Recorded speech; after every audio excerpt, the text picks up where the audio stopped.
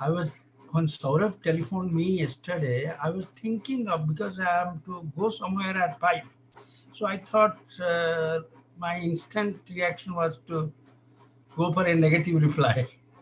But as I cannot say no to this young boy who was not born when I knew him, knew his father and mother. Both of them are so intimate friends, advisors to me. So, well, friends, I must tell you, I'm so happy to know that Professor Nalini Prabha Tripathi, the professor of finance from Indian Institute of Management, Shillong, is addressing to our students and us today. It's really, and she'll be talking on a subject in which she is an expert. She is a professor of finance. She's written a lot of books on finance. I think more than 8 books on finance I've heard, and more than nearly 100 research articles in various national and international journals. In fact, somebody who was my friend and uh, who was vice chancellor of the university of which she was a student, Utkal University, Professor Ellen Mishra once told me about her. But I had never met her. But just now, a few minutes back, I discovered my mentor was her uncle. And he was the only person, professor of physics in Delhi University those days. To be a professor of physics when Delhi University was widely known throughout the world in the field of physics particularly. And we, 3 persons joined Delhi University. I was the worst student, art student, and 2 other persons. One was a topper of BSc Honors of Orissa, #1 gold medalist, and another was Professor Mahapatra now in USA. Another was Professor Sahu. And third was K.K. Panda, who was a useless person joining arts political science department. Anyway, I'm so happy that Professor Tripathi was my guardian. And now today I'm honored to have to chair a meeting in which Professor Nalini Prabha Tripathi is speaking. I know a lot about her. Without meeting her, I can say that really we are all lucky to have it. Now I will not stand between you and my friends in the audience, and I request Professor Saurabh Agrawal, the principal of the college, to give a formal introduction of Professor Tripathi. Professor Saurabh Agrawal. Thank you. Thank you, sir. Thank you.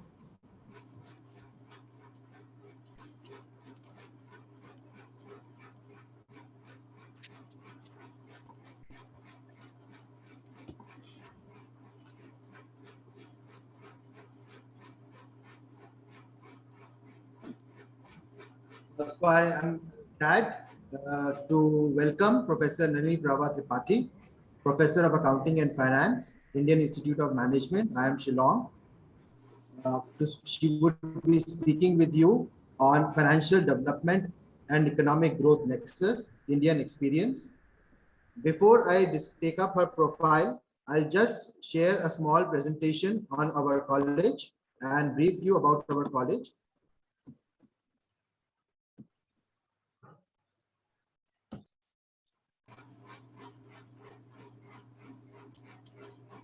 So,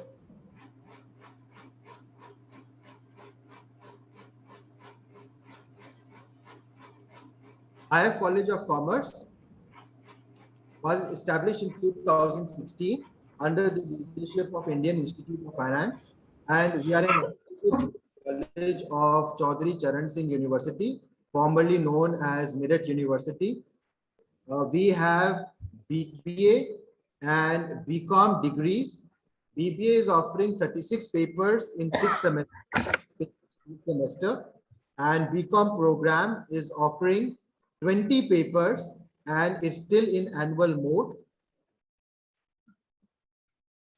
BCom is meant for those people who are planning to do CA, CS, ICWA, CFA with a tough curriculum and focus on professional programs.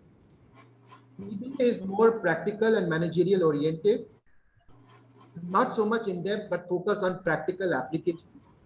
suitable for those who are planning to do CFA or MBA. The admission portal is currently open. Students can log in there, and admission is strictly on merit based on their percentage in 12th. So this is our campus in Greater Noida, Knowledge Park 3. We are located very close to Sharda University. We have been fortunate to receive many distinguished scholars at our college and institute. Professor Neil Gupta, Professor Simrit Kaur, who is currently the principal of SRCC, she was here at our college.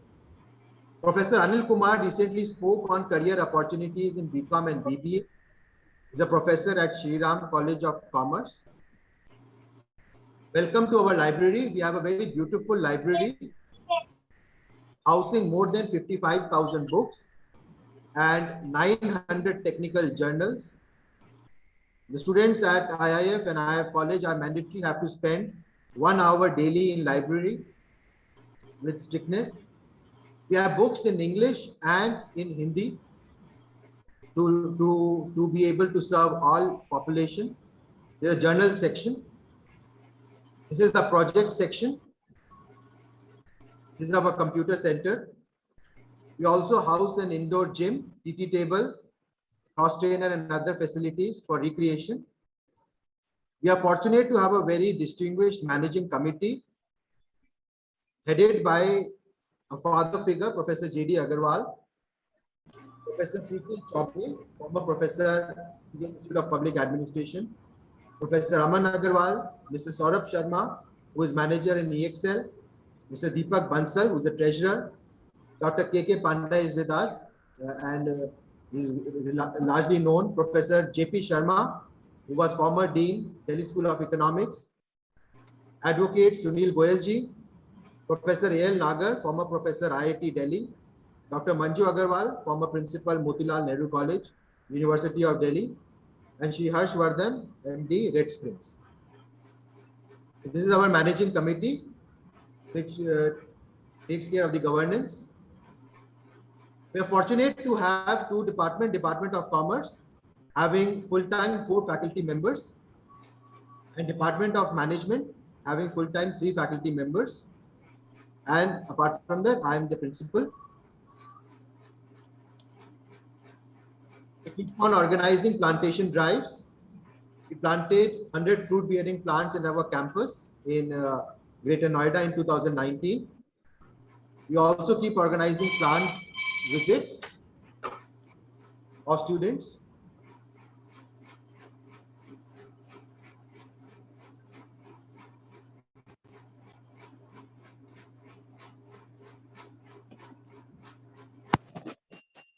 I would like to speak here with you brief resume of Professor Nalini Prabha Tripathi, who is currently professor in the area of finance and accounting at Indian Institute of Management, Shillong. Prior to IIM Shillong, she was an associate professor of finance at IIM Indore. She obtained D.Litt degree in MBA from Utkal University. She received UGC fellowship for full-time and postdoctoral research award in MBA in 1999. She is a Fulbright scholar to visit USA. She also received advanced research training from IIM Calcutta. She has 28 years of teaching corporate research and consultancy experience. Her area of interest are corporate finance, business valuation, investment banking, financial services, financial engineering, financial market, and corporate strategy. She's an active researcher. Her work published in ABDC, Scopus, and Web of Science journals. She is author of over 90 scholarly research papers. She is an author of 8 books. Her current research interests include financial economics, corporate finance issues in emerging market, business valuation, stock and derivative markets, risk management. She has conducted numerous corporate training programs on a wide-ranging finance topics and management topics for senior level management officers from public, private, and government organizations. She is on the editorial board of many international and national journals. She is also a member in the reviewers panel of various international journals. She has produced successfully 5 PhD research scholars. She has evaluated more than 50 management PhD theses in diverse areas. She was also the international PhD examiner. She has invited as a panel speaker in different international and national conferences. She has presented research papers in international conference at Seoul, Colombo, New York, Sydney, Dubai, London, Oman, Boston, Paris, Singapore, and Malaysia. She was the visiting professor of Build Bright University, Cambodia. She was also the visiting professor of IIFM Bhopal, IIM Ranchi. She was the international conference scientific members of various international conferences. She is an expert panel member, selection committee of NITs, central universities, leading private institutions, public sector undertakings, Ministry of Skill Development and Entrepreneurship, Government of India. She is also on the Board of Governors, Academic Advisory Board, and Board of Studies of Business Schools and Universities. She is also member of various professional bodies. She has conferred MMSMA Award for Excellence in Commerce and Business Management by Indian Commerce Association. She has been awarded membership of Global Research Institute for Business Academics, Australia, in recognition of outstanding achievement and contribution to the body of knowledge in research. She has conferred Distinguished Faculty Award jointly by the Indo-Global Chamber of Commerce, Industries, Agriculture, and Confederation of Indian Universities. She has awarded Ames Tapley Woman Management Researcher Award by Ames International. She has received gold medal by Ames International for Ames International Outstanding Management Researcher Award. She has received silver medal by Association of Indian Management Schools for JL Batra Best Research Paper Award. She was the former Dean, Alumni and External Relations, former Dean Research and Accreditation, former Chairperson of PGP, former Chairperson of MDP, former Chairperson of Research and Publication. She was former editor of IIMS Journal of Management Science. Madam, it is a great honor for us that you have given us time. We look forward to listening to you on this very important topic, particularly in the time of pandemic. I think our room is already full. We have a capacity of 100. A lot of people are going to see us now on Facebook Live. Already 100 participants have joined. So, ma'am, over to you. We look forward to hearing your views on the topic. Thank you again for accepting my humble submission for making this question. Thank you. Thank you. Thank you. Good afternoon to one and all, and distinguished Professor Panda and Professor Saurabh Agrawal, and all the dear participants and the dear students.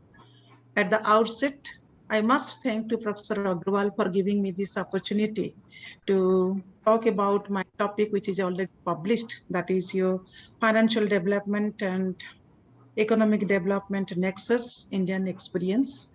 Of course, in pandemic time, my research work was pre-pandemic time, but of course, we can also have a discussion how we will take forward, how this financial development and economic development is integrated and how it is contributing for the development of our economy.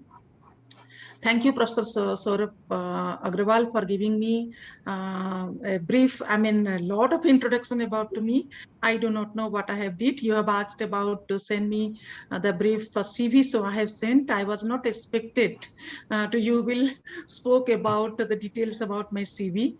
And I am also thankful to Professor Panda for getting to know you in this virtual platform.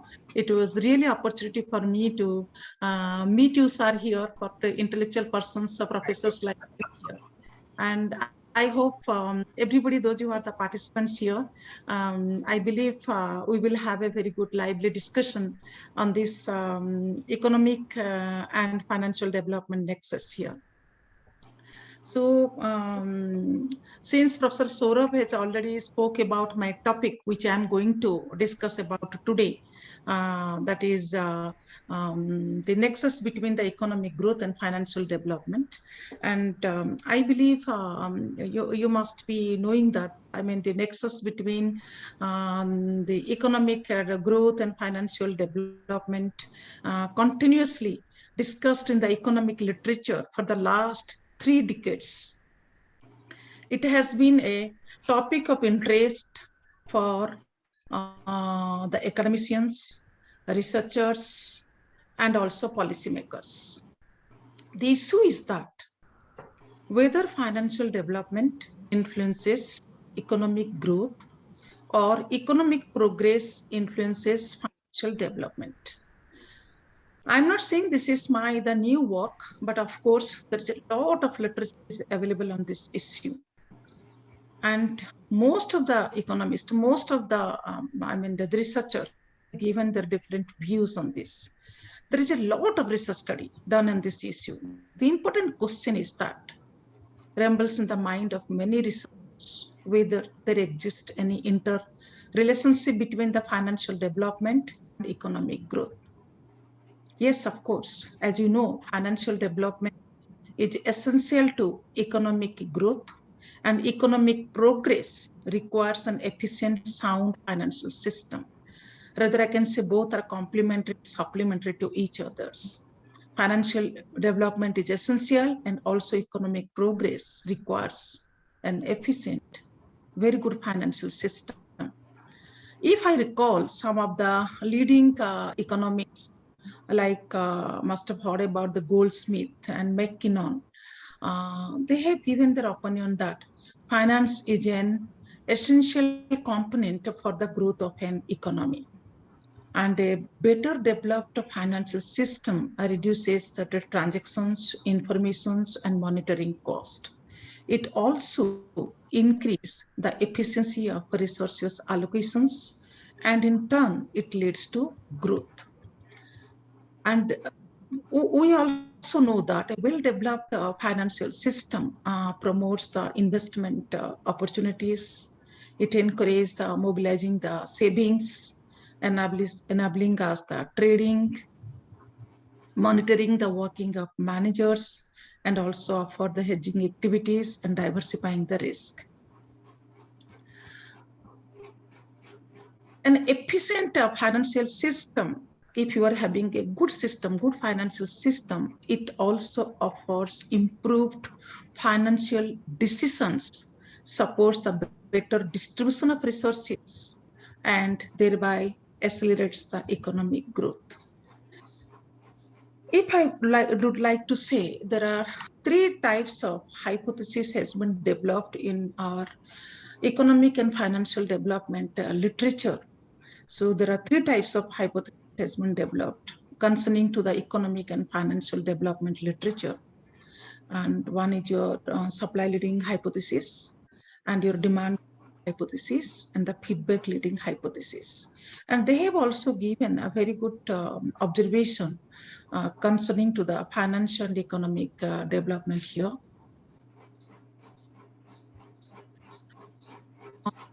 The supply leading hypothesis, they have it postulated that the financial development is having a positive impact on economic growth, and financial development raises your savings and facilitate the capital accumulations, leading to the economic growth.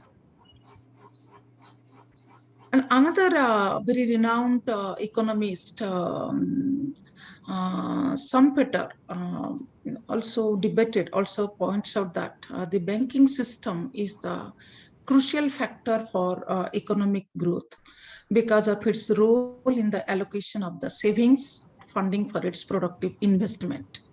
Also, the Schumpeter suggested that sound financial sector promotes research and development,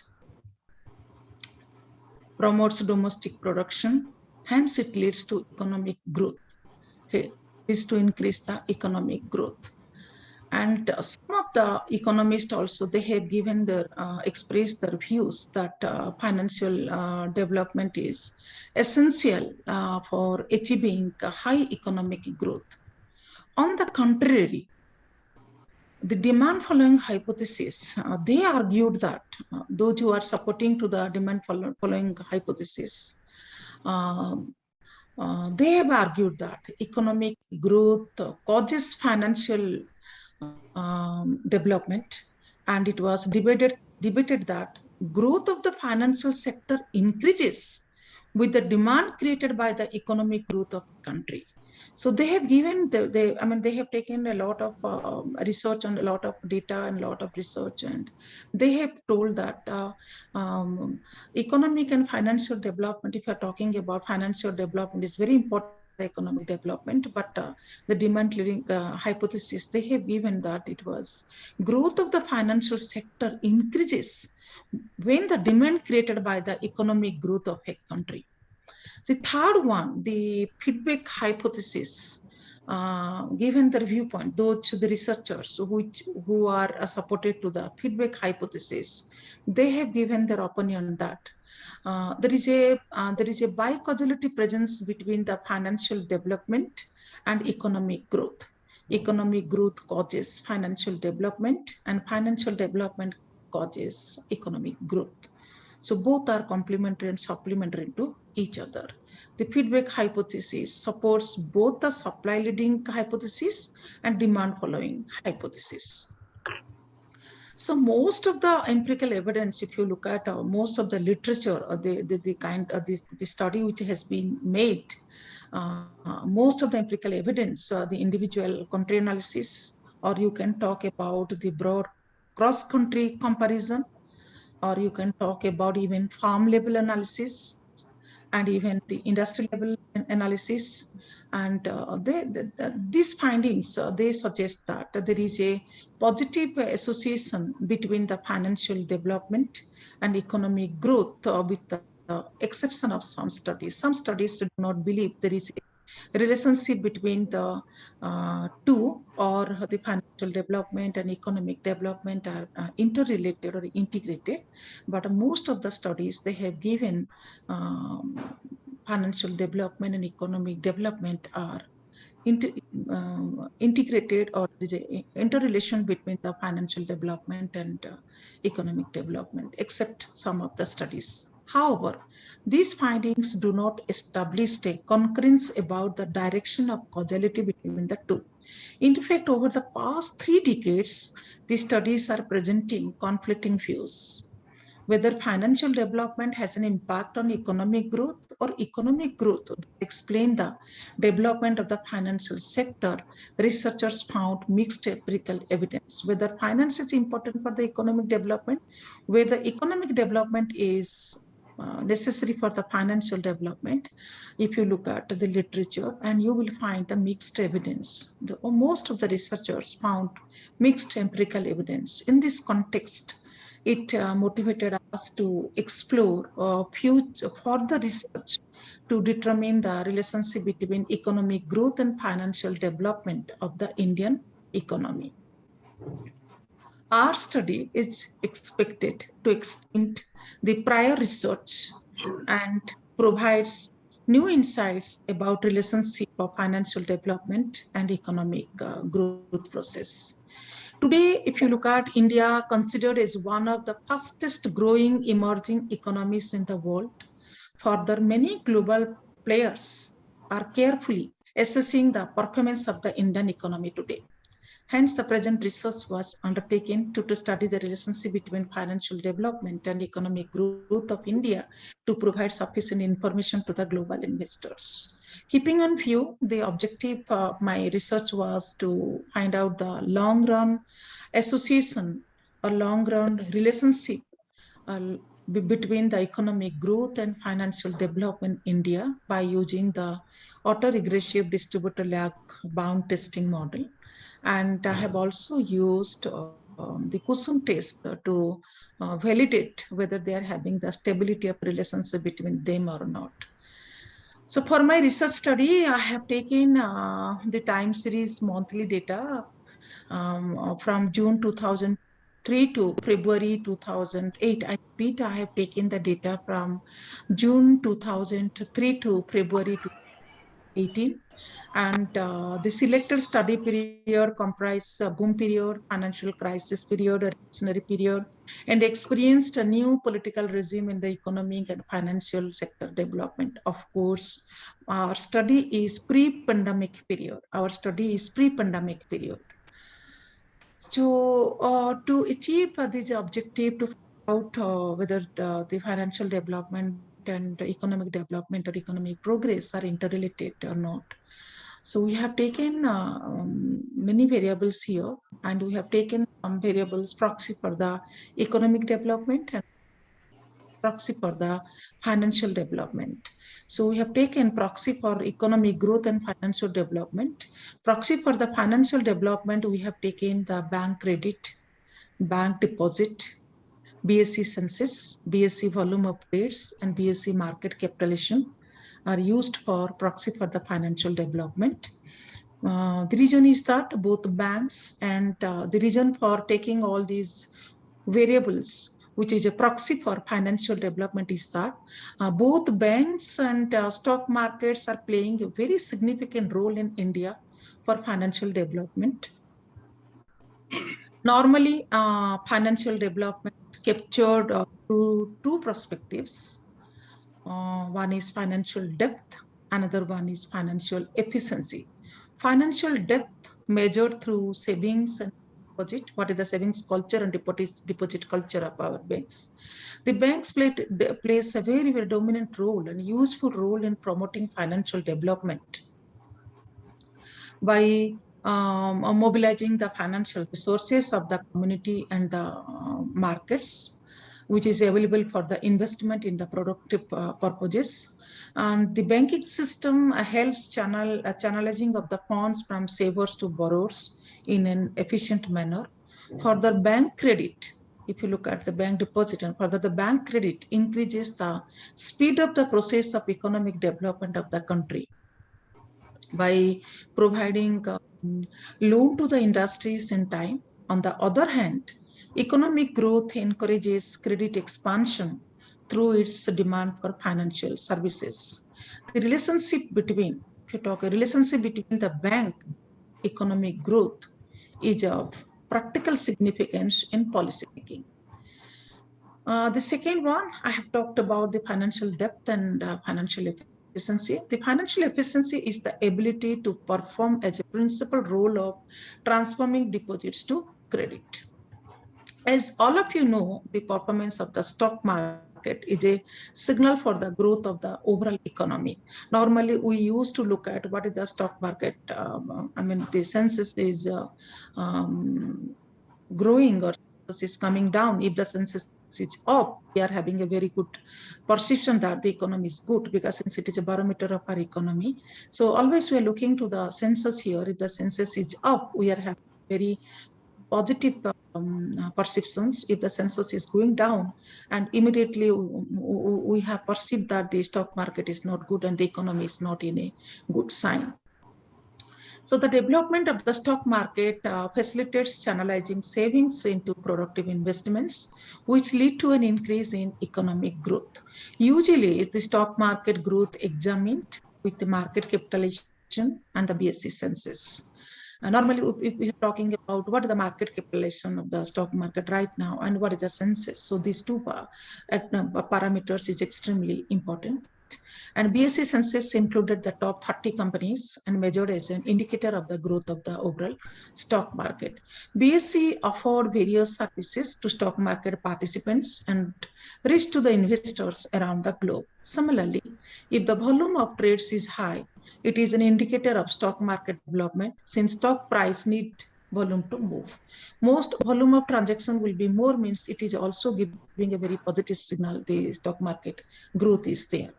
And the high volatility of the stock price arises because of the volume volatility and the trading activities in the market. So for the proxy for the economic growth, you may ask why other lot of economic variables are available and why I have chosen. The reason also I have given here, the proxy for economic and the index of industrial production. Though the various macroeconomic variables are available for taking the proxy for the economic growth, but I have specifically chosen the index of the industrial production, which measures the changes in the volume of production of industrial products and the growth rate of industry groups. And it shows the status of industrial activity, such as industrial activity has improved, declined, or remained the same. Indian IIP, Index of Industrial Production, mainly focuses on our manufacturing sector, mining, and electricity sector, with the most significant weightage is given to the manufacturing sector, that is more than 75%. It also focuses on used-based industries, that is called the basic goods, capital goods, and intermediate goods. And the objective of Index of Industrial Production is to capture the direction and the trend of industrial production of the country. The basic objective, the basic objective of Index of Industrial Production is to capture the direction which way it is moving, and capture the direction and the trend of industrial production of the country, which in turn has an impact on the policy decision making of our country. So that is the reason, that is why I have chosen the IIP as a proxy for real economic growth. I have also taken two control variables. So one is the inflation and export to import ratio, to observe the strength of the association between the financial development and economic growth. If you will take the control variables, and it will give you what are the strength of relationship between these two variables. So apart from when the regression, or when any kind of econometric modeling, or when any kind of we are taking the multiple regression analysis we always took the control variables to determine whatever the variable is taken, the dependent variable and independent variable. In addition to this, we always would like to take the control variables to find out the strength of relationship between the dependent and independent variables as well. So I have taken here two control variables. One is your inflation and the export and import ratio, to observe the strength of relationship between these two. And the idea of using control variable is to establish a correlational relationship between the variables by enhancing the internal validity of the variables which I have taken for the study. The study has considered the consumer price index, the CPI, the consumer price index, as the measure of inflation. Inflation is one of the most important parameters concerning policy decision of our Indian government. The reason of taking inflation is that changes in inflation influence economic policies to tighten that lead to increasing the nominal risk-free rate and affects the bank. Inflation rate raises the price, lowering your purchasing power. It also lowers the value of pension savings and treasury notes. Interest rates on loan increases during the interest rate on loan normally increases during the inflation period. Since loans get costlier during the increasing of the inflation period, the cost of capital for the company increases. And higher inflation can also impact exports by having a direct impact on input costs, such as the materials and labor cost. So the efficiency of the financial sector gets worse due to the high rate of inflation. When the labor cost and material cost becomes high, it will have adverse impact to the production. And if the production rate will be high, it will have an impact on the price of the goods, which will be a cost to the consumers like us. So the efficiency of the financial sector gets worse due to the high rate of the inflation. Inflation becomes too high, the economy can suffer. On the other hand, if the inflation is controlled and at reasonable levels, the economy may prosper. So with controlled, it is always with controlled and lower inflation, the employment always increases. Consumers have more money to buy goods and services, and the economy benefits and grow. And inflation is taken as a proxy for the consumer price index, as I have told you earlier for my study here. The second variable, control variable, which I have taken for my study is that the ratio of export-import ratio. The ratio of export-import defines the trade balance of a country. So it measured by dividing the value of export of goods and services by the amount of import of product and services. The importing and exporting activity of a country influences GDP. the gross domestic product and its exchange rate and its level of inflation and interest rate. The importing exporting activity of our country is influenced, mostly influenced to our GDP. It influenced to our exchange rate, influenced to our level of inflation, and influencing to our interest rates. So the reason is that a rising level of imports and a growing trade deficit can have a negative effect on the country's exchange rate. And weaker domestic currency stimulates exports and makes imports more expensive. And alternatively, a strong domestic currency hampers the exports and makes imports cheaper. So the devaluation of a country's currency can have a huge impact because the value of currency is one of the biggest determinants of the nation's economic performance and its gross domestic product. So reason for taking these variables to find out their impact on economic financial development. So these are the variables and control variables I have taken for the study, and also the reason for taking also I have explained you right now. The methodology, as I have told you, I have used because the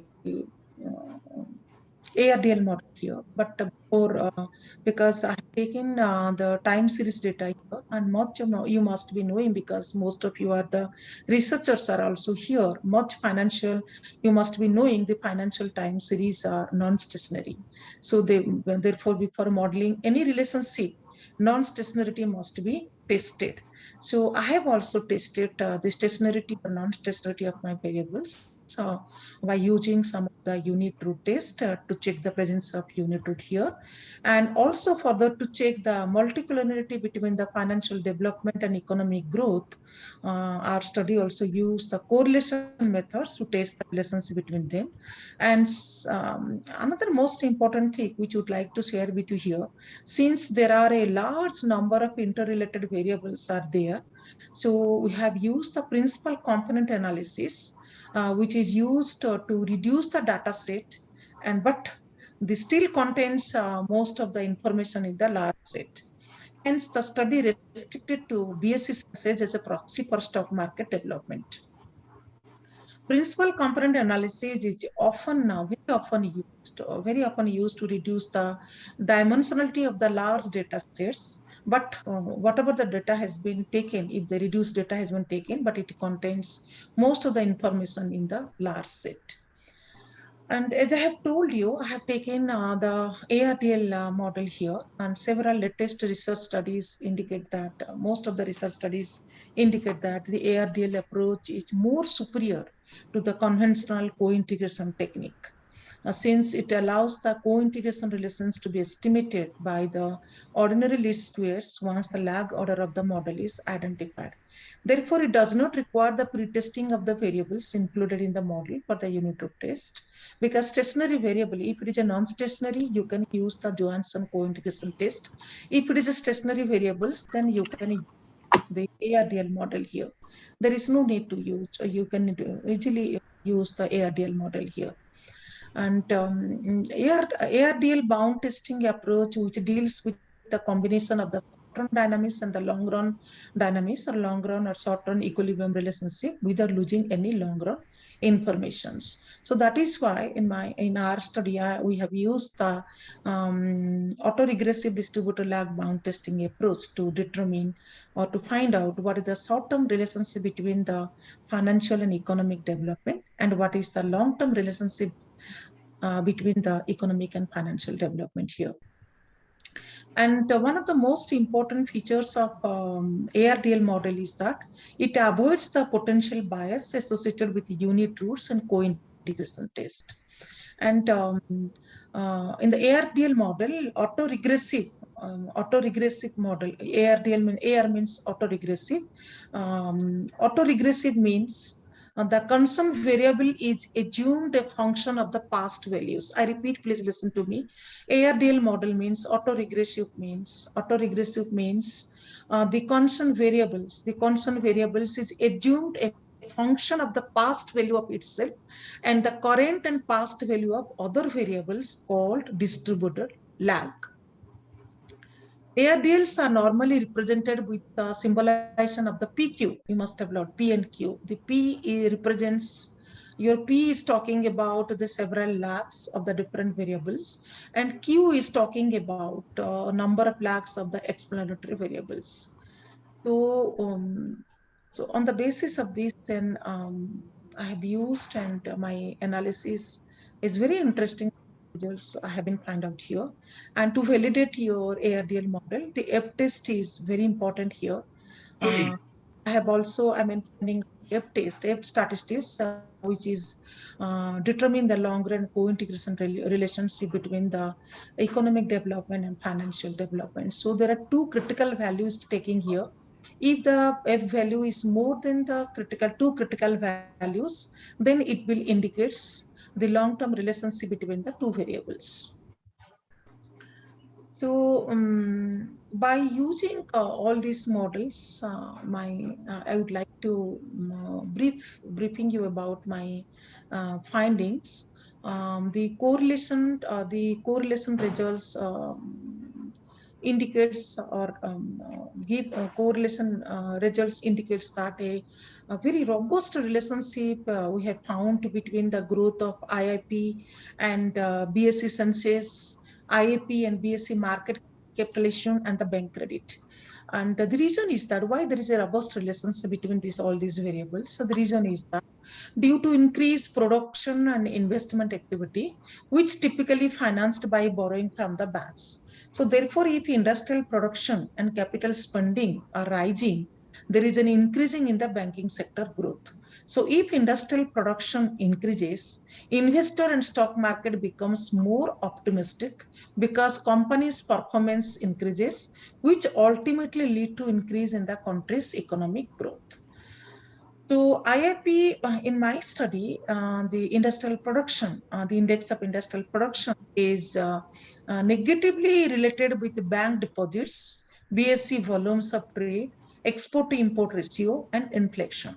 So what is the reason behind it? Why it is a negative relation? So the reason the reason may be an increase in inflation leads to rising price, declining the purchasing power of the money, reducing the consumption pattern of the consumers and the economic growth.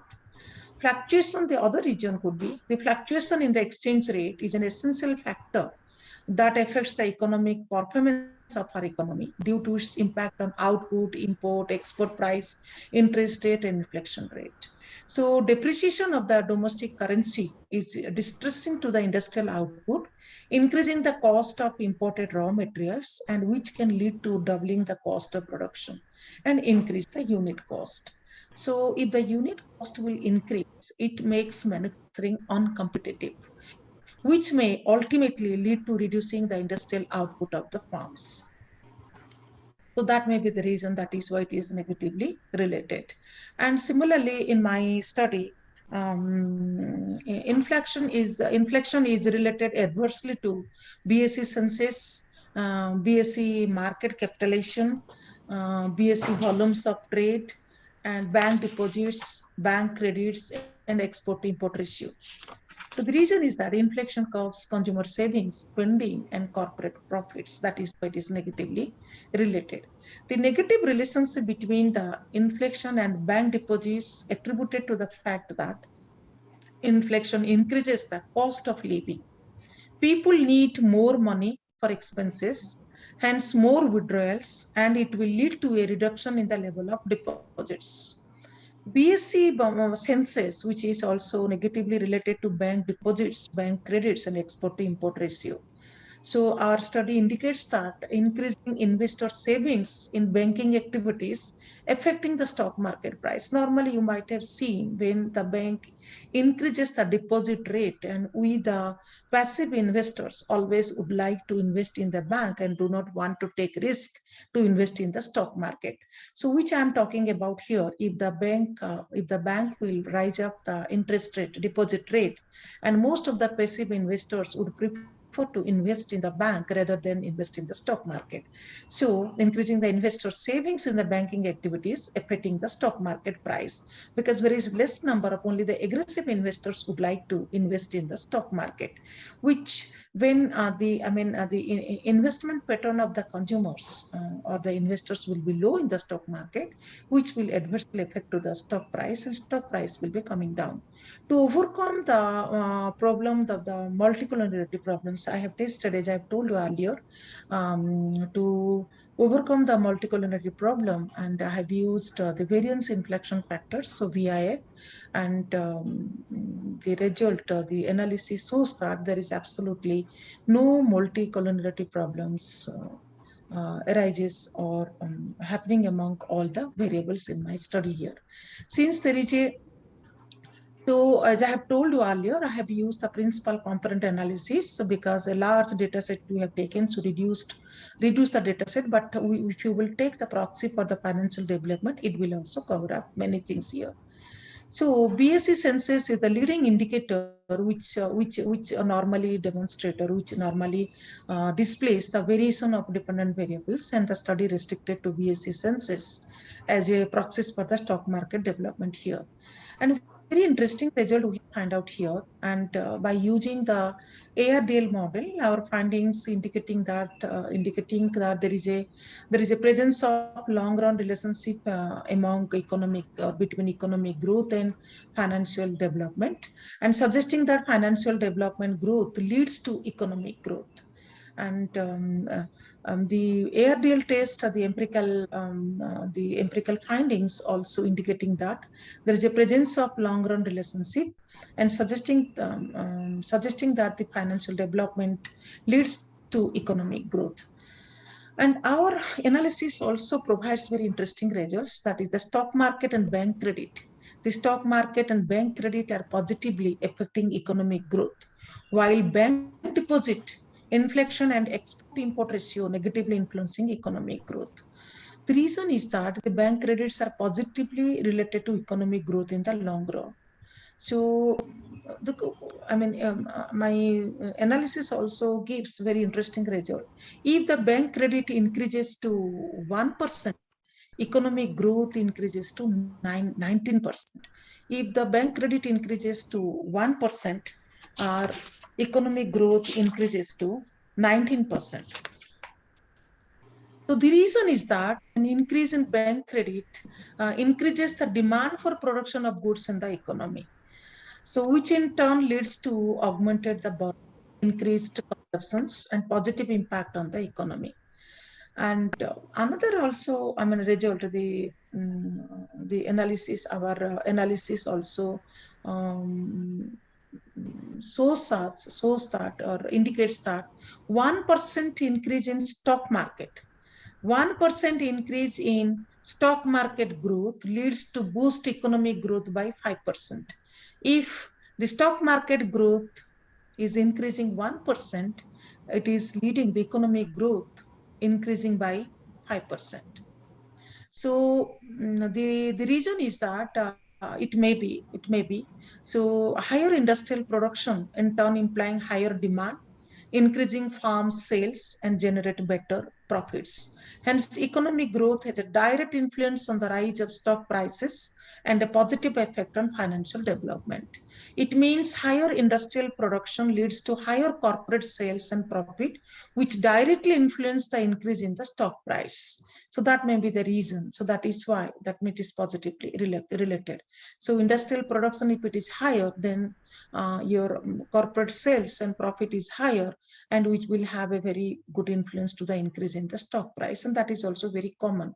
If your production is high and your sales is high, profit is high, and it will have a very, very positive impact on the stock price. So my study also shows the same result here.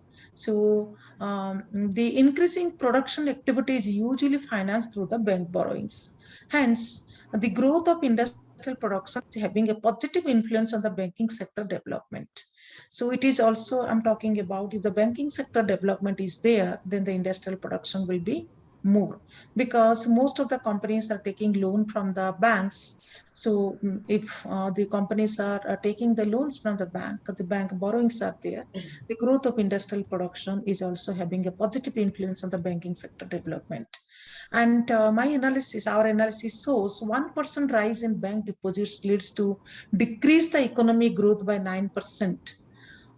I repeat, my analysis shows, you can also have a discussion on this. The bank deposits leads to 1% rise in bank deposits leads to decrease the economic growth by 9%, indicating that what is the reason? It shows that bank deposits move in the opposite direction during the weakening of the economic growth.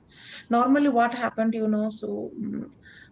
the people will save more in the bank, normally during the weakening of economic growth, the bank deposits will be more here. The weaker economic growth leads to reduce the short-term interest rate. If the economic growth is weak, if the economic growth of the country is weak, it leads to reduced short-term interest rate. You must have seen during the last 2 years pandemic time, and economic growth was not to that level. So what happens here? And the interest rates are decreasing. You must have seen the monetary policy. Even also, I have written a couple of article on the monetary policy. And during this last 2 years pandemic time, you must have seen the basic point has been reduced by the RBI time to time, and the interest rate is also has been decreased. So another very interesting the findings our studies exhibits that the economic growth related negatively to inflation and export import ratio, and our analysis indicates that 1% increase in inflation leads to a decline in economic growth by 6%. So inflation, if it is increasing, it doesn't show, it's not very favorable to the economic. So economic growth is decreasing by the 6%. So increasing inflation, decreasing the purchasing power of money, which I have spoken to earlier also, which reduces the consumptions level of the people, economic growth, which I've told you. When the inflation goes up, the interest rate hikes causes the liquidity squeeze in the market, and which will be result in less spending in the economy. So what happened? So demand will fall in the market, supply will less in the market. It induced a less industrial production, less long-term financial activity, and decreased the economic performance. So that is why we always debated inflation should always be kept under control, and strengthening the banking system following an effective monetary policy, which also last to the pandemic time, which the RBI is trying to do that. Similarly, the growth in the value of the exchange rate reduces the economic growth. This may be due to the increasing inflation rate, increasing interest rate, and weak domestic currency and high import price. And our result also, analysis shows a very interesting results that the 1% increase in export-import ratio in India lead to decline the economic development by 0.3% only.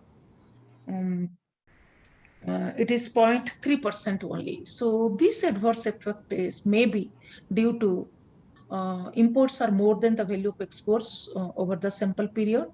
Export has a direct impact on domestic investment. But the influence is not able to transport economic growth due to increasing trends of the imports here. So our results, our analysis also indicates that there is a presence of a short-run relationship between the finance and economic growth is there in India. And export-import ratio and inflation is having a negative relationship with economic growth in the short run as well, whereas the stock market positively influence the economic progress in the short run. And the bank credit has a positive and a significant impact on economic development in the short run as well. The reason is that the bank provides credit to various productive sectors of the economy and uplift the priority sectors, which raises income and provides employment to the people of lower income group and improving the economic activities of the nations. So our analysis also shows that 1% increase in stock market development, increasing the economic growth by 1% in the short run. If you look at the short run, if 1% increase stock market, which leads to increase the growth of economy at a rate of 1%. So Indian inflation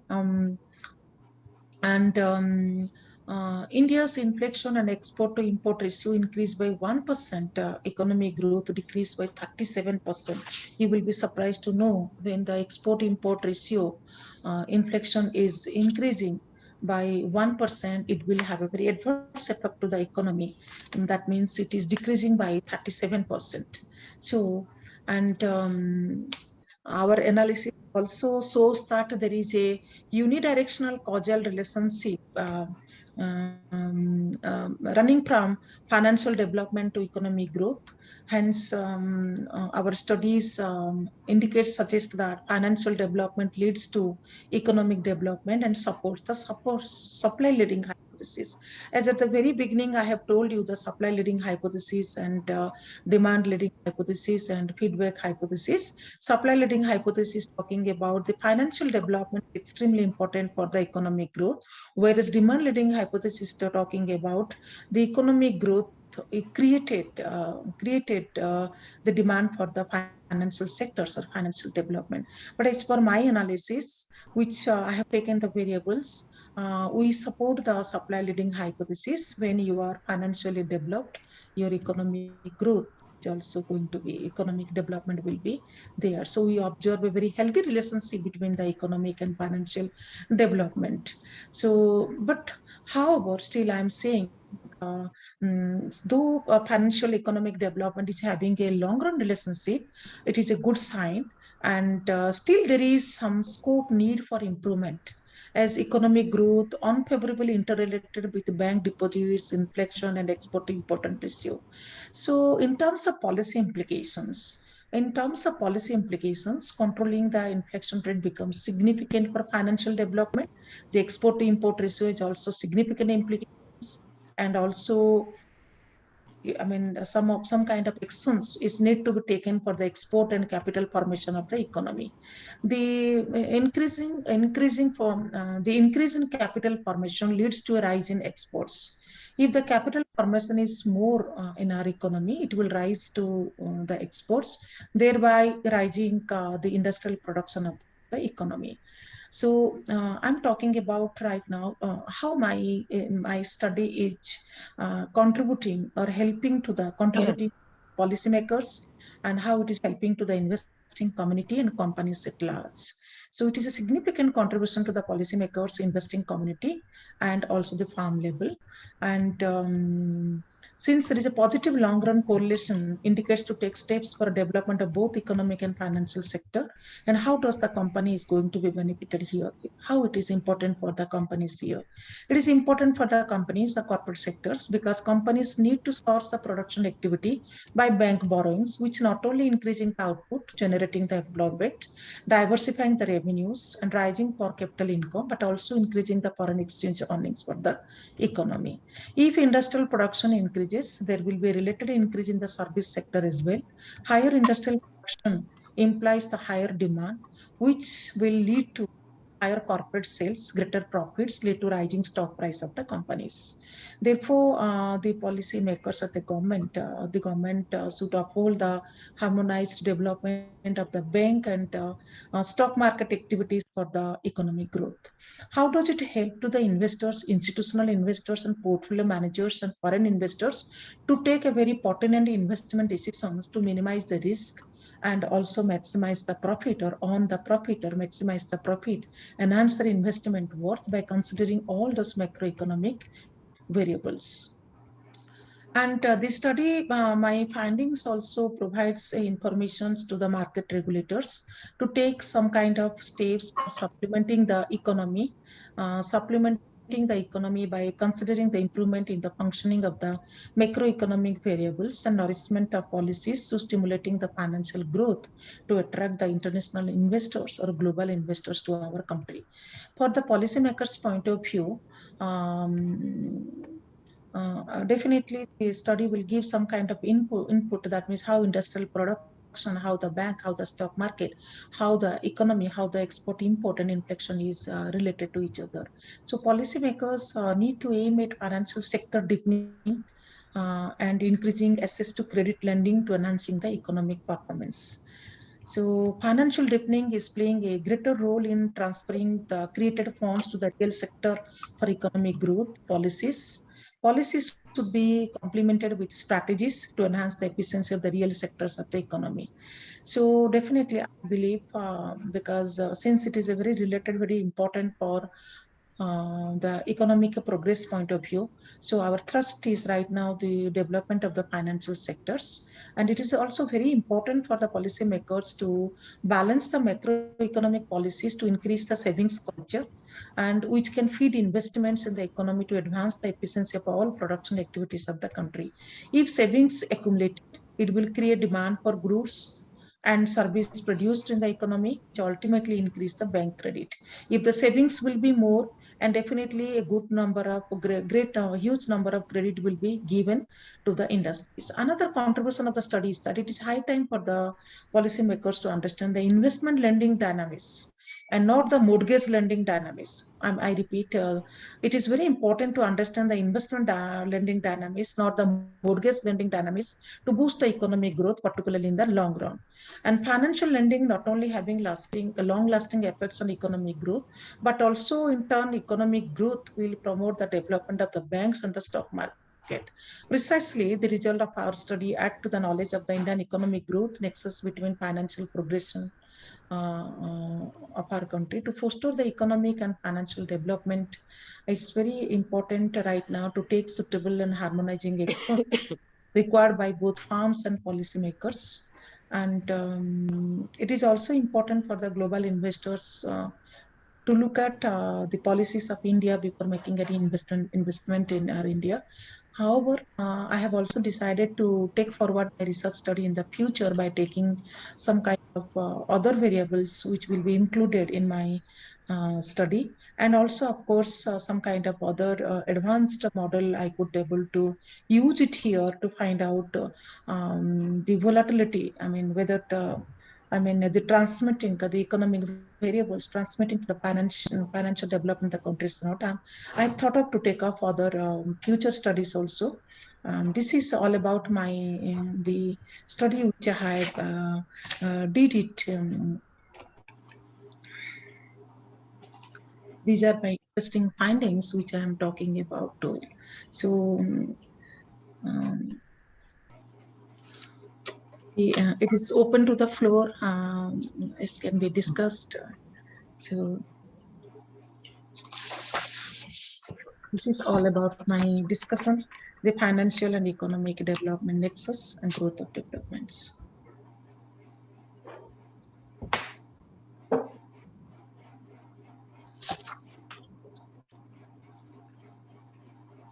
Professor Saurabh, can you hear me? Yes, I can hear you. I think if there are any questions, please raise your hand. Yeah. If there are any questions?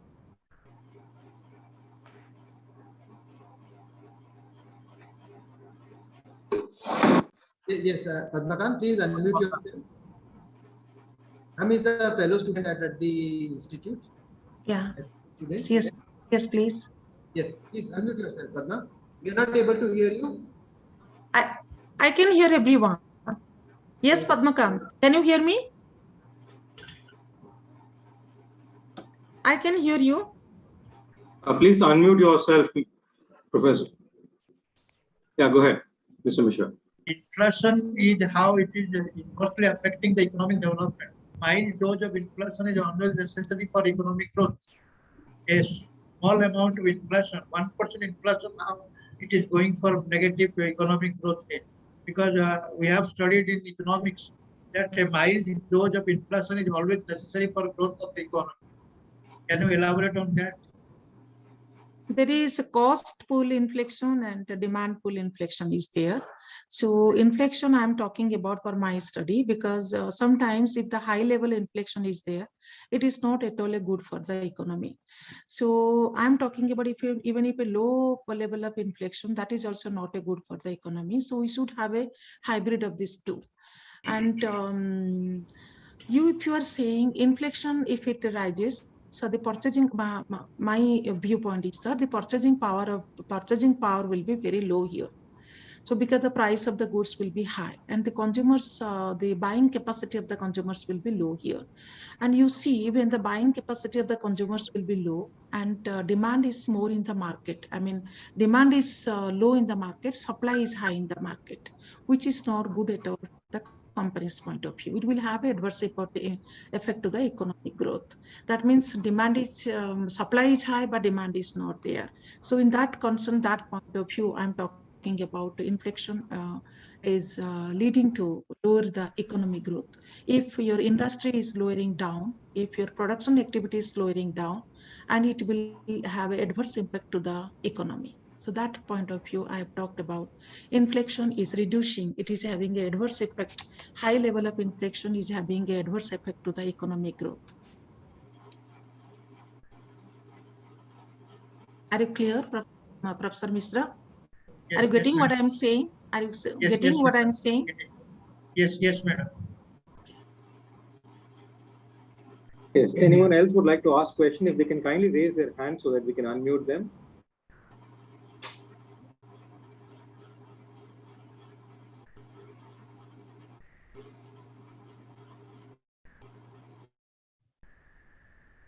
Yeah, Mr. Narayan, if you can kindly ask a question. Kindly good open your afternoon, video ma'am. as well. Good afternoon. Ma'am, I have a doubt. How to Yes. gain how to gain a huge knowledge in financial development and economic growth, ma'am? I am studying in 3rd year, so I want to get knowledge. Can you help, ma'am? There is a lot of literature is available, and that means if you can, even in Google also you can search. Lot of literature is available. Apart from this, the most important is that if you want to have a research study on the Indian point of view, and we have to find out which variable is extremely important today for our economic growth or financial growth. And literature, you see why there is a conflicting results is coming up, conflicting views are coming up fast. The conflicting views are coming up, and this may be the one reason, because the various researchers are taking different types of variables. So that may be the conflicting results are coming up. More or less, most of the researchers, they are taking also the similar type of variables. So getting literature it is open right now, and I think the EBSCO is available, Scopus is available, Elsevier is available, Science ResearchGate is available. So there is a lot of platforms are available to get all kind of materials. So you can read all these things, that you could have a knowledge about the economic and financial development nexus. I hope I have answered to your queries. Narayan, Yes, Professor yes. Narayan. Thank you. Yeah. Yes, ma'am. Thank you, ma'am. Yeah. Okay. Can we now go to Mr. Sanjeev Sanjeev Kumar. Kumar, who wanted Yeah, to ask a Sanjeev. question? Yes, Sanjeev. Yes. Good evening, ma'am. Good evening. Thank you so much for such a wonderful presentation. Actually, this is the area which I am approaching for my research. And I am, reading a lot of literature from past 1.5 years. Yeah. But, when I discuss this area from some of the very prominent professors in the various institutes, so when I ask them, is that area still be considered as a PhD thesis? So most of them have told me, what are you going to add to this, already over-researched area? So my point here is that, ma'am, could you please suggest me, if somebody is planning to work in that area, which is already too much research, and as the dimensions are changing year by year, and it is also creating further scopes for this many researchers. So I just want to ask you, how can we justify our research or our studies in front of those professors who just say this is already proven that financial development contributes too much to the economic growth? So what new you are going to come up? So how can we answer such queries if so many professors ask? Yes. The most important is that It is not like that okay, everyone will be taking the new study, and those who are previously already the research has been done, and we don't want to do. And there is always, if there is a will, there is a way out to find out. Even though a lot of research has been, lot of literature have been studied on financial and economic development, there is always a scope for improvement, and you can do micro level research. You can do the micro level research. You see, and if you are economy students, you must be knowing there is a different growth theories have been developed. I mean, if you talk about from the Marshall theories, the classical theories, neoclassical theories, lot of theories have been developed, isn't it? Something like the one or two things adding there, and that is a new innovative work. It is not like that you cannot innovate anything, and there is there is a scope for improvement is always there, and there is a lot of models. Or if you see, there is a lot of prediction model is also introduced. And if you look back last 1 decade, 10 years back, whatever the model is available, and every year, each year, the model is also developing, and more new input is also developing. If you talk about the financial services, fintech, immediately I mean, it is a new innovation. Similarly, you have to look at new other variables. You have to take into account. You can do the research study on this. There is always a scope for improvement. It's not like that whatever is studied and it is ended. It is ended. That doesn't mean we do not take into account this will be a research. And there is always, you have to take what they studied and what new innovation you will come up with this. By taking all these variables, you can come up with new innovations. What new variables you can take it. So I don't think. Yes, of course, we usually talk to our students also, take the new area and do, and don't take it what is already the research has made. But I don't think so. Still, there is a scope of improvement is there. That means if you would you like to say whatever the research has been made, that is ended there? No, definitely no. Definitely no. There is always a scope for improvement is there. You can take new variable. Technology is introduced. You see the banking sector, the technology is introduced. And today we are sitting and we are doing every work. You see the technology development when we are doing the virtual meetings and everything. 2 years back, it was not there. Did you get my point? So that means every time the new innovation is coming up, there is always scope for improvement, new variables, you can take it, micro level study, you can take it, and you should come out with new things. Why not? You should come out with new things. Any other questions? Maybe we can take one or two more. I understand we are pressing hard with time. We were supposed to finish it at 4, but if there's still some more questions, I can see a lot of interest being generated by Professor Tripaঠি's talk today. If there are any other questions, then we can certainly take them, one or two more. I do see Mr. Arun Mittal, who is the AGM for State Bank of India. Mr. Mittal, would you like to ask some question? One question was that Madam has expressed that the FD interest rate will increase the economy by 9% effect. How it is possible? Sorry. Can you... rate of interest in fixed deposit is higher, then the economy will be affected by 9%, 9 times. In the rate of interest on deposits. If the at the end you must have you must have heard about me. I told if the deposit culture will be high, if the more and more and savings will be high, then more and more credit will be facilitated by the banks, where the companies could take the loans. And I talk like this. For the short-term time, in my study, which talked about this, so I have explained there, but the very end, I have told you, at the policy decision point of view, if the savings culture will be more, it will have a very positive impact on the credit culture of our country also. Savings will be more, then only you, the banking people, can learn more. We have more opportunity to finance. Opportunity to finance more, and it will have a very positive impact on the industrial production. Industrial production will be high. It will have a positive impact on the stock market, and more facilitation of the stock market will facilitate the capital formation for the economy. So it's a very positive impact, and ultimately it will lead to increase the economic growth of our country. I'm talking about the financial development is extremely important for the economic development. Maybe you can argue on this, but because my study is talking about the financial development leads to economic growth. So that is why the debate is always going on. So I have given my You explained very fantastically. You explained everything. I would just want to link this thing, the point and the economic growth. You have now explained it very well. Thank you so I think it will be helpful to your students also. Thank you so much. Yeah.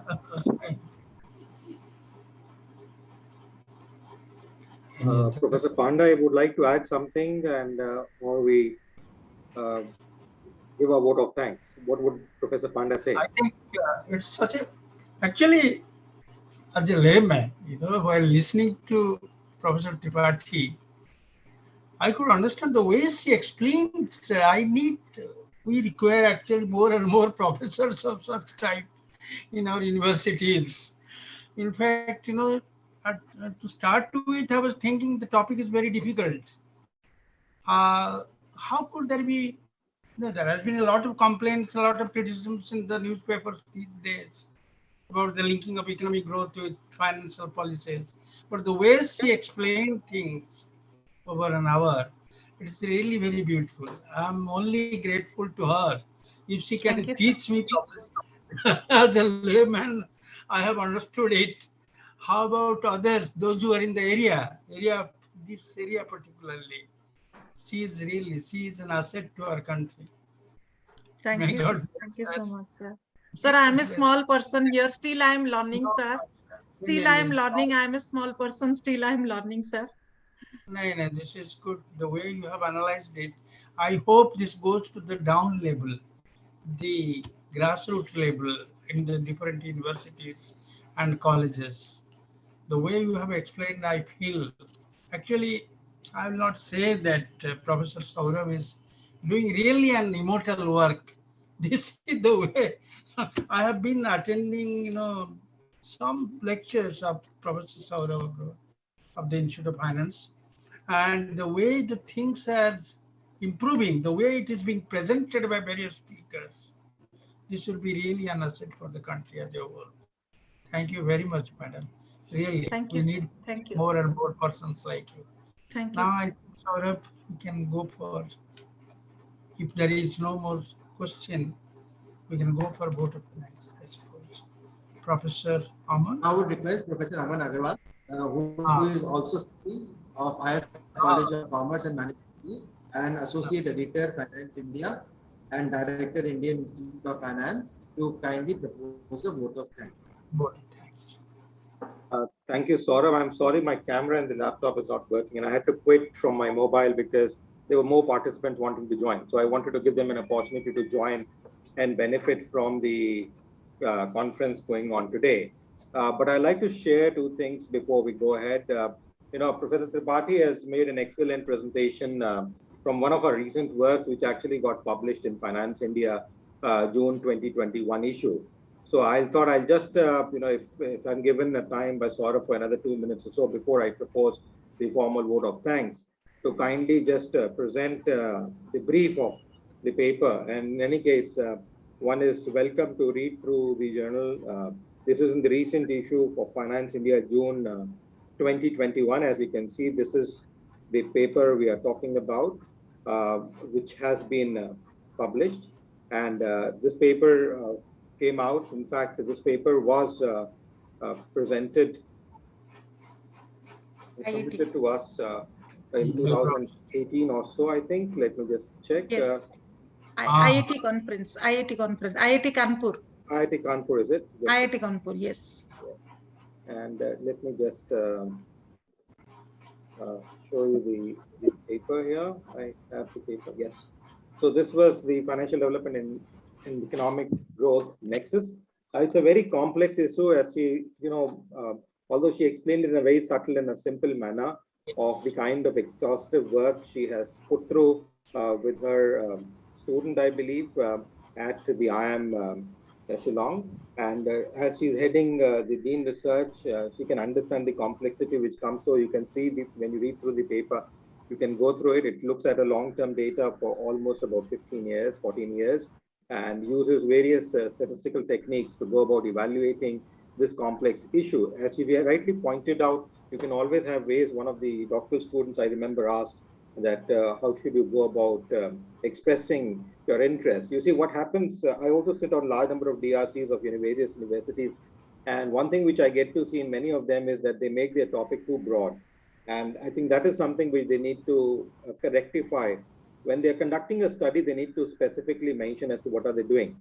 So many studies actually focus on a focal area, but then the title becomes too broad and it becomes difficult for even a guide or a professor who is evaluating it as to what exactly is the student talking about. So if you are able to make it specific, as rightly pointed out by Professor Tripathi, then you can actually, so I'll just brush through this paper soft copy. In any case, as I said, this paper is available in the Finance India June 2021 issue as one of the lead papers. And as you can see, it's been extensively literated and reviewed. A lot of work has been done, and some of the basic equations I'll just run you through in terms of what she has presented in a very subtle manner. In fact, some of the tests which she conducted.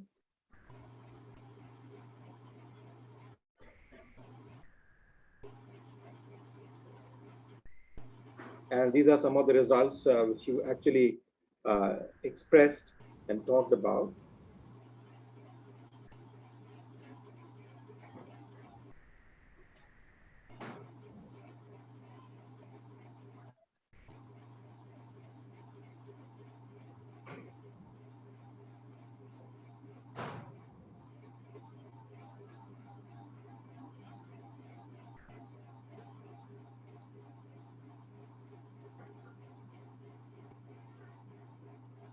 So these are the results of the credit casualty test.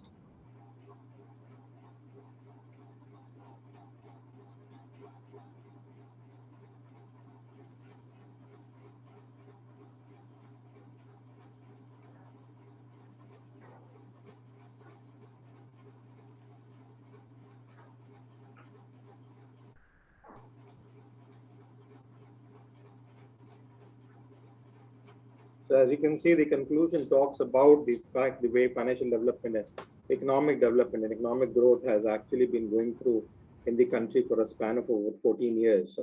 And these 14 years are critical because we have seen large number of downs and upturns, not from a political perspective, but more from an economic perspective. The global financial meltdown, which happened in the United States and Europe, which happened in 2007 and 8, was almost in the middle of the period she has considered.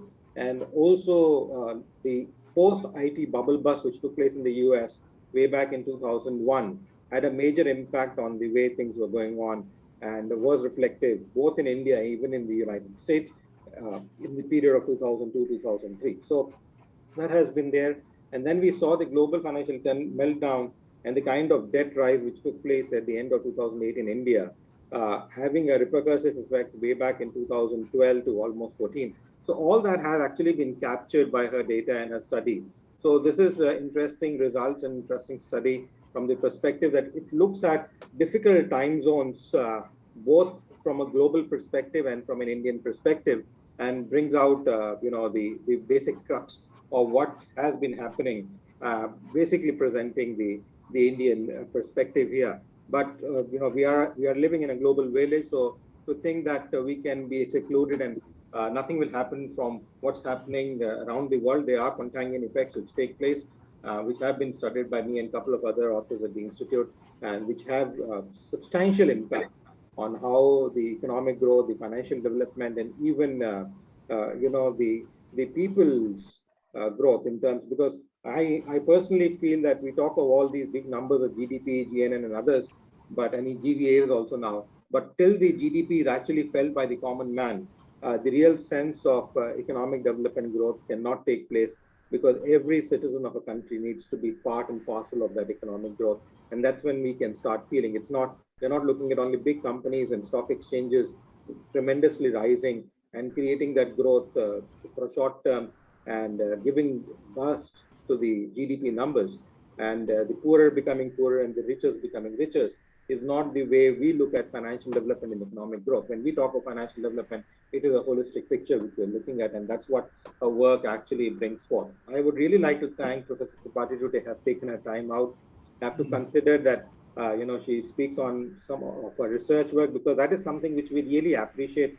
Not many people want to talk about their research work. They are ready to talk about general topics and give general speeches and, very generic based on whatever they're teaching in their universities. But many of them don't want to talk about the research work, because even making presentations of the research work actually means reliving the research and talking of the intricacies, and then there can be some contradictory remarks or questions which can always be there. So that is always there, which happens.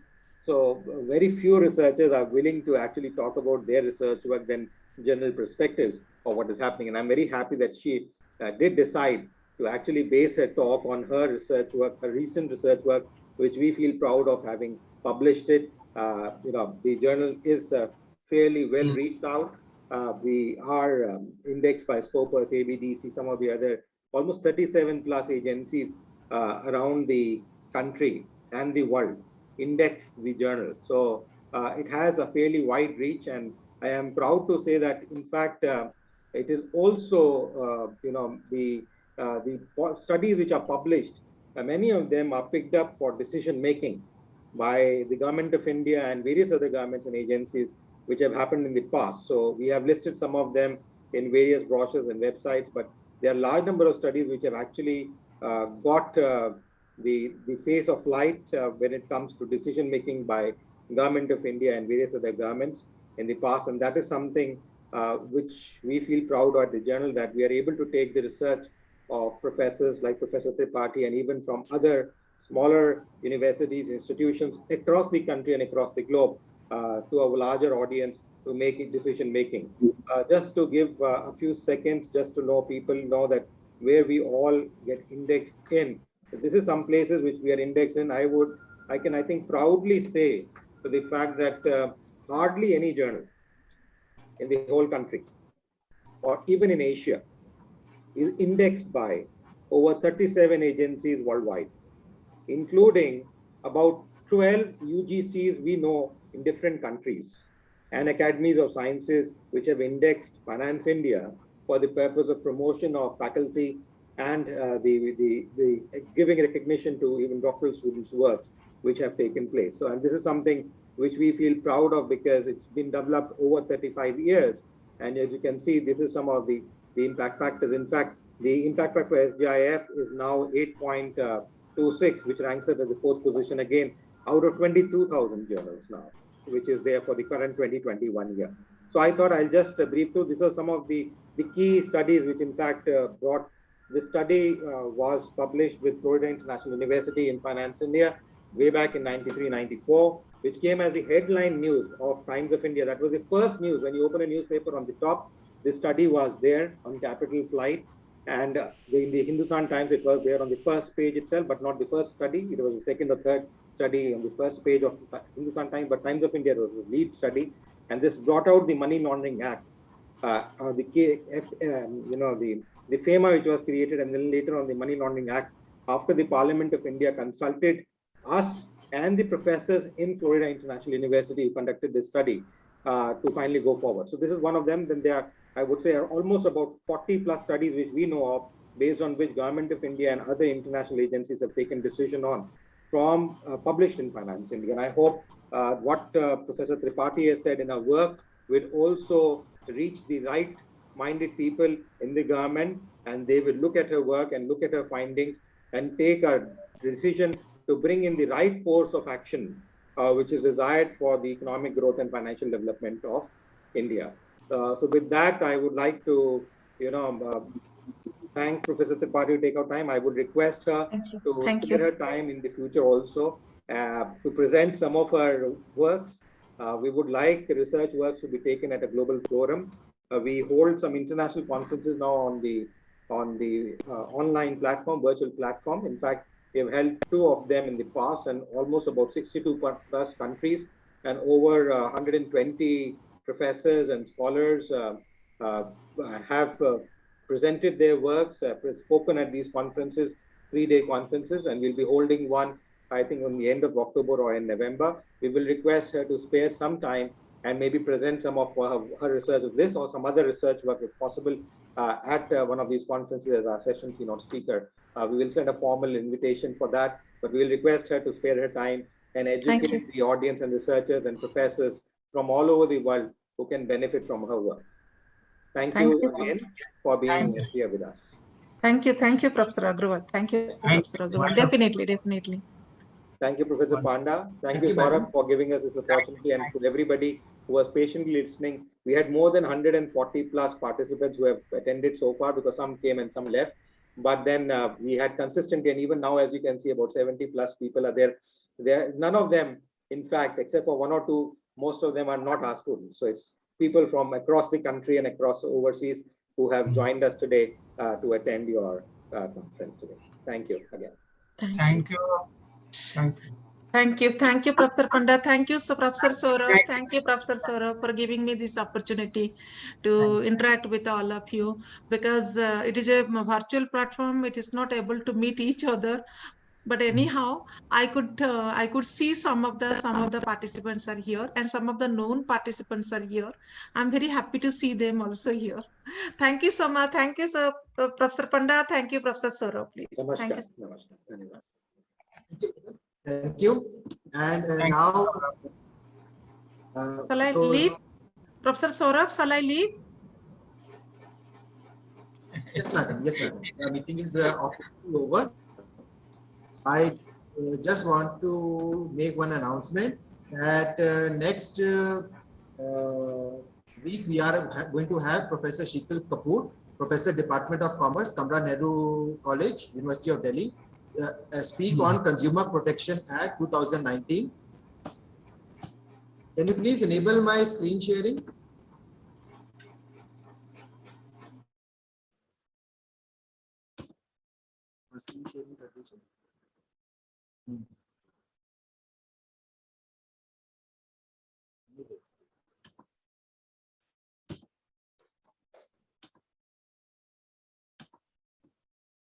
Also, we will be speaking will be Mrs. Manisha Arora, who is IF alumni and Universal Crown Director at Prestige Marketing Private Limited. It will be held on 24th September 2021, again 3 p.m. to 4:30 p.m. With this, I would like to formally end this meeting. Thank you all for joining. The meeting is officially ended. Thank you.